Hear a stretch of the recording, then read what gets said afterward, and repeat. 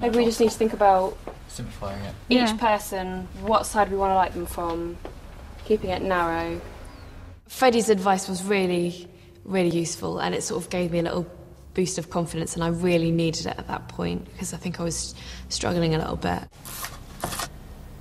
Okay, so we'll just check this one. Do you like the light? I do. If you decide that you like the light, I think you should just get like 20 pictures and not same even thing. just do it. And not even look at it. Not look at it. Okay. You look at him, he's ready to rock. Okay, yeah, that's good. That pose is really good. I want to see how heavy he is in your face. One of Adam and Jules together was this idea of sort of using the library as sort of a playground and climbing up bookshelves and escaping. Ready? And if, Adam, you turn your face a bit more towards me. I believe it's always good to just keep shooting and keep experimenting, because an accident might happen. If you work in such a constricted area, like with lights and models and directing, then, you know, there has to be some looseness somewhere. That's good. Very good. Oh, this is so stressful. It's good, but the speed is good, I think, now. Just like, next. Yeah, it feels better as well. But I feel like I'm wasting pictures. No, that's one of the advantages. You can't waste pictures with digital. It's like, you know, that's what we talked about at our crits, that you want to loosen up. That's one way of loosening up. Just collect more material. I hope she's going to keep this up and experiment, and I hope she's going to push it. She needs to keep sort of the depth of her idea going. In East London, Liz has moved on to her second location. What's this particular image? This particular image is recreating a weekend in Edinburgh. Okay. Where I found myself just drinking through the whole night, and at about 8 o'clock in the morning, I was sort of just having a little lie down outside a pub waiting for it to open. It's a hard one to get across in the photograph. Yeah.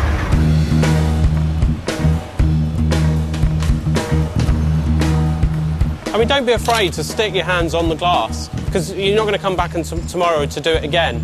I think she has been holding herself back. You know, I want her to push herself a little bit, just to have a bit of an experimentation. Again, not be too fixed about the sort of technical construction of the image. Again, it's about stretching your body just that little bit more. You don't always want a perfect composition. If you want people to feel slightly uncomfortable when they look at the pictures, maybe make the composition slightly uncomfortable to look at. It's very difficult to actually translate an idea into photographs. It's all very well sitting there with her talking about this project when she's explaining what they're about, but in the end, a photograph and a set of photographs have to stand on their own. And the other thing is, she has to decide exactly what it is she's trying to tell us, because unless she knows, she's not going to be able to pull it off in the photographs. This is good, it's a good frame, I like the picture. It's as though someone's just kind of walking in and this is what they see. Yeah.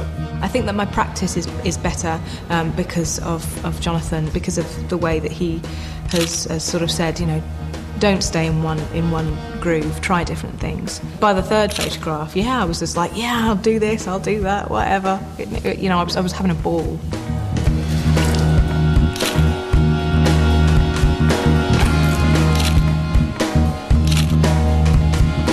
She just must keep calm, not worry too much about what other people think, but if she's chosen to do this, she's really got to go through with it. Go. Coming up, there's a fight at the library. Round one to John. Liz is at breaking point. This is kind of the only time I've really kind of let go. And the judges have their say. Visually, it's a stunner. Yes, please. Thousands applied, but now just 2 photographers are left in the competition. Their brief? To complete a personal project of work to be judged by a panel of industry experts. I'm very excited to see the work, because I really want to see if the momentum that these 2 photographers really achieved in the early weeks is being carried through, and this is really their chance to shine. It's the second day of the shoot for both finalists. For her project, photography graduate Lucinda Chua is working with models in a library to create images about tension and authority. Hold that again when you put that down. To help Lucinda's style develop and mature, the judges have encouraged her to try a more spontaneous approach. That's really good. For her latest shot, Lucinda has asked 2 models to fight over a library book in the hope that she'll capture some real masculine rivalry. 3, 2, 1, go.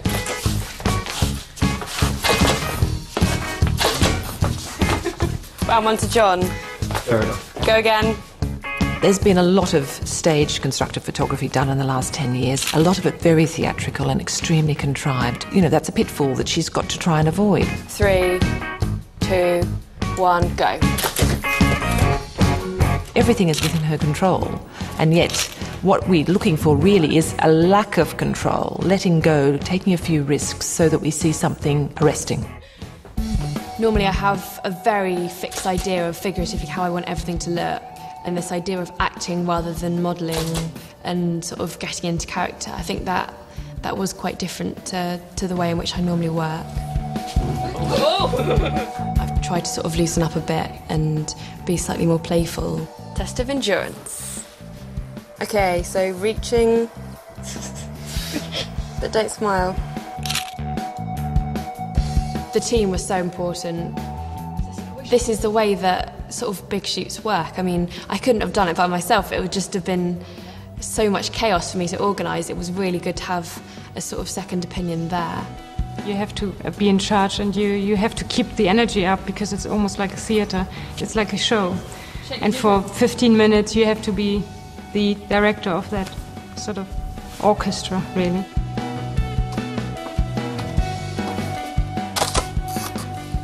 Well done. And we're totally done for the day. Yay! And for the competition. I'm mad.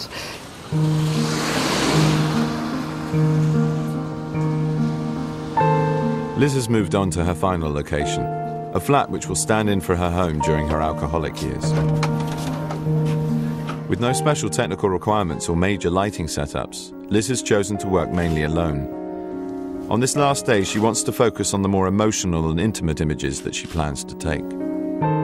The interesting thing about Liz, for me, watching her grow and develop, is that she is somebody who's using photography as a means to find out more about herself and the world. It's a perfect example of how you can use the process of photography as a partly therapeutic idea and motivation, and to actually, in a sense, sort of make it into a set of photographs that's going to help her deal with her past problem.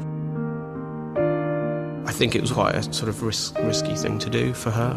You know, it was obviously something that she's willing to explore, but finds quite upsetting. I think it's an extremely courageous choice of Liz to go down this line, because she's putting her whole life, she's exposing herself, it's her vulnerabilities to the public. When I was sort of in the middle of doing the project, there was a little voice in the back of my head sort of saying, you know, what have you done? You know, you're kind of making yourself really vulnerable here.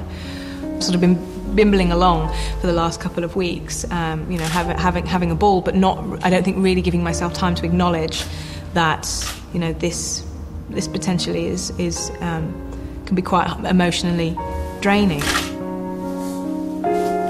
I have to admit, you know, there may be just like a little bit of regret, you know, in the sense that, you know, why did I choose something so personal?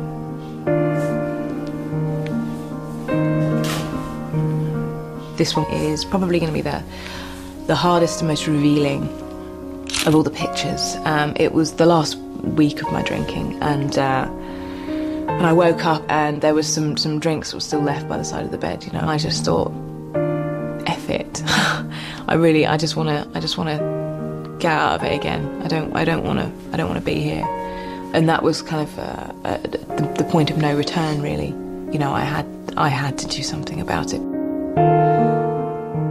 Reliving this turning point, her final shot begins to take its toll.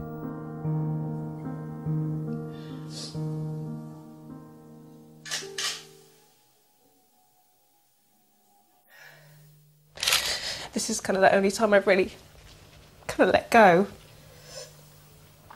Looking into that glass and remembering what it was like.